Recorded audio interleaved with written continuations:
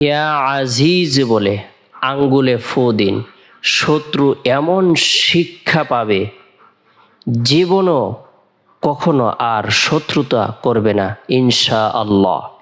ইয়া আজিজ, হে পরাক্রমশালী। ইয়া আজিজ, এটা আল্লাহ পাক রব্বুল আলামিনের গুণবাচক বরকতপূর্ণ একটি নাম। কোনো ব্যক্তি যদি ক্ষণস্থায়ী জীবনের মধ্যে বিভিন্ন ধরনের শত্রুর মুখোমুখি হয়ে যায়, শত্রুর শত্রুমি থেকে বাঁচতে চায়, সে দুশ্মনের দুশ্মনী থেকে বাঁচতে চায়, হিংসুকের হিংসা থেকে বাঁচতে চায়, যে কোনো ধরনের শত্রুকে সে যদি ঘায়েল করতে চায়, আল্লাহ পাক রব্বুল আলামিনকে সে যদি স্মরণ করে, আল্লাহ তাআলাকে ডাকে, তার শত্রুর মনোবলকে আল্লাহ তাআলা ধ্বংস করে দিবেন। আল্লাহ পাক রব্বুল আলামিন তার উপর রহমত বর্ষণ করবেন। আল্লাহ তাআলা বলেন, ওয়ালিল্লাহিল আসমাউল হুসনা ফাদউহু বিহা।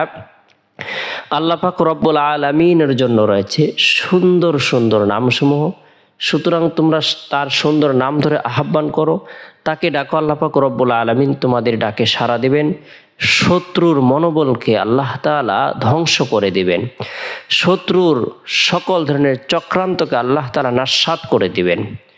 আমরা প্রত্যেকে যদি আল্লাহ তাআলার প্রতি বিশ্বাস রেখে, একিন রেখে, ভরসা রেখে আল্লাহর গুণবাচক নাম ইয়া আজিজ ও আমল করি, আল্লাহ তাআলা এত বেশি কল্যাণ প্রদান করবেন।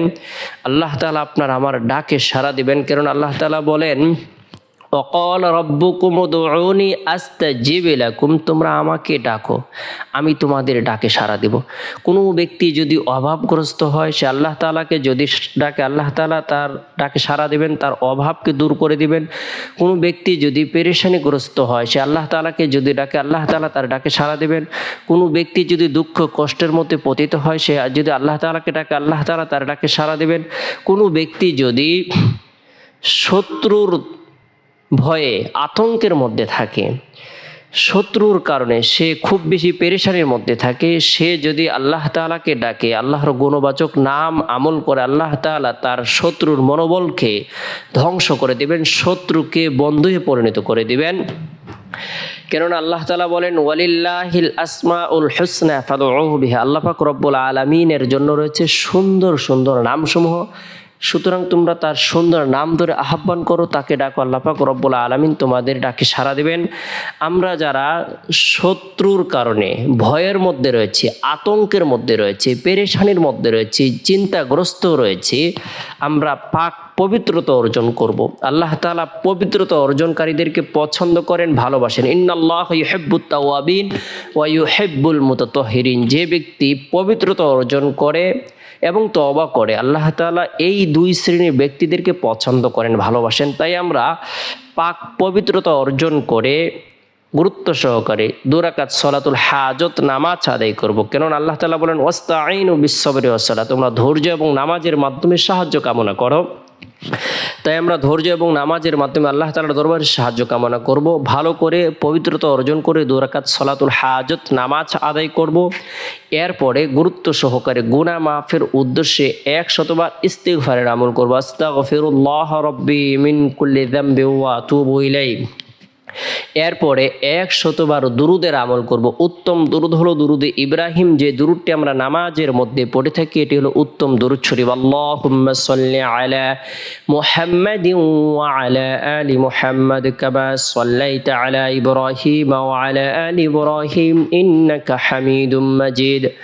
আল্লাহুম্মা বারিক আলা মুহাম্মাদিন ওয়া আলা আলি মুহাম্মাদ কামা বারাকতা আলা ইব্রাহিম ওয়া আলা আলি ইব্রাহিম ইন্নাকা হামিদুম মাজিদ।